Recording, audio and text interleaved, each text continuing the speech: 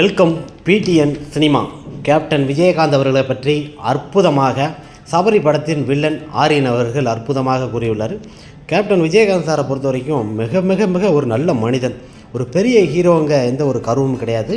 ஒரு சொந்தக்காரங்க, ஒரு பங்காளி எப்படி பழகுமோ அது மாதிரி நல்லா பழகக்கூடியவர். ஒரு பண்போடு எந்த ஒரு நடிகருக்கு எது ஒரு பிரச்சனைனாலும் இது பண்ணுவார்.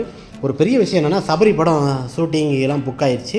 அவர்கிட்ட நான் நடிக்க போனோம் பார்த்திங்கன்னா, நான் அந்த பக்கம் ஆழ்வார் படத்திற்கு நடிக்க போயிட்டேன். மறுநாள் பேப்பர் நியூஸில் பார்த்திங்கன்னா, இந்த மாதிரி வில்லன் நடிக்கன்னு சொல்லிவிட்டு ஆரியன் சபரி படத்தில் புக் ஆகிடுச்சு, வேறு படத்துக்கு நடிக்க போயிட்டான்னு சொல்லி பேப்பரில் நியூஸ் பரபரப்பாக வந்தோடனே கேப்டன் சாரை பார்க்குறதுக்கு ஆரியன் போகிறாப்புல வில்லன்.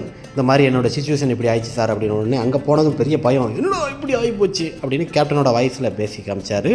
அங்கே வந்து அவர் பேசின விதமே வேறு.